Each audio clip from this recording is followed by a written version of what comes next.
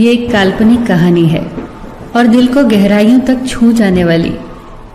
एक बार स्वर्ग में विचरण करते हुए कृष्ण और राधा एक दूसरे के सामने आ गए। विचलित से कृष्ण, प्रसन्नचित से राधा। कृष्ण सकपकाए, राधा मुस्कुराई। इससे पहले कि कृष्ण कुछ कह पाते, राधा बोल उठी, कैसे हो द्वारिकाधीश। जो राधा उन्हें कान्हा कान्हा कहकर बुलाती थी, उसके मुख से द्वारिकाधीश का संबोधन कृष्ण को भीतर तक घायल कर गया। फिर भी किसी तरह अपने आप को संभाल लिया उन्होंने और बोले राधा से, मैं तुम्हारे लिए आज भी वही कान्हा हूं। तुम तो मुझे द्वारिकाधीश मत कहो। आओ बैठते हैं। कुछ मैं अपनी कहता हूं, कुछ तुम अपनी सुनाओ। सच कहूं राधा, जब जब भी तुम्हारी याद आती थी, इन आंखों से आंसुओं की बूंदें निकल आती थी। राधा बोली, मेरे साथ ऐसा कुछ नहीं हुआ। न तुम्हारी याद आई, न आंखों से आंसू बहा, क्योंकि हम कभी तुम्हें भूले ही कहाँ थे। जो तुम याद आते, इन आंखों में तो सदा तुम ही थे। कहीं आंसुओं के साथ निकल न जाओ, इसलिए रोते भी नहीं थे।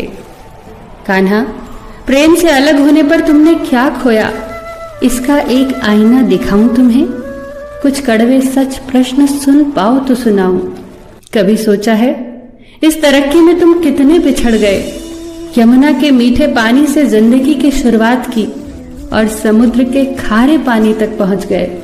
एक उंगली पर चलने वाले सुदर्शन चक्र पर भरोसा कर लिया और 10 उंगलियों पर चलने वाली बांसुरी को भूल गए।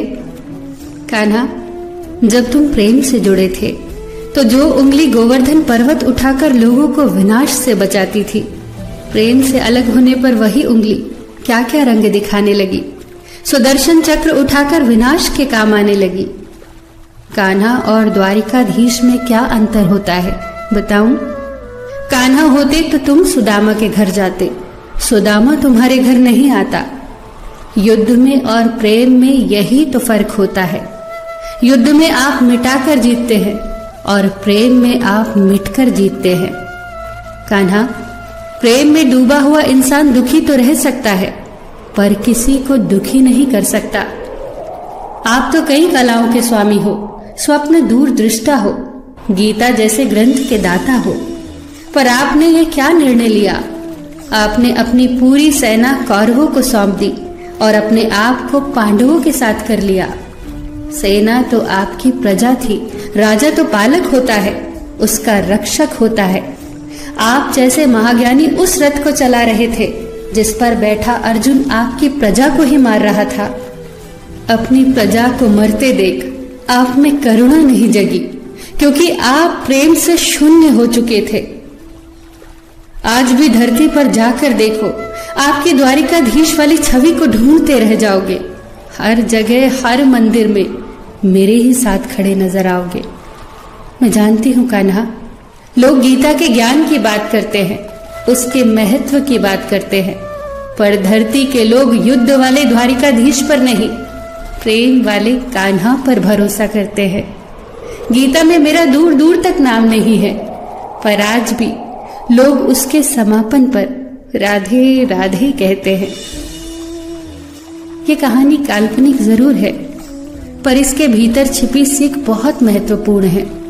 श्री कृष्ण के पास कभी किसी प्रश्न का उत्तर ना हो, ऐसा तो हो ही नहीं सकता, परंतु राधा द्वारा लगाए गए प्रश्न चिन्हों पर कान्हा मौन रहे। यही तो है प्रेम में समर्पण का भाव। पराक्रम में हमें हर किसी को हराना होता है, तब भी हम जीत कर भी हार जाते हैं, परंतु प्रेम में एक ही कईयों का दिल जीत लेता है।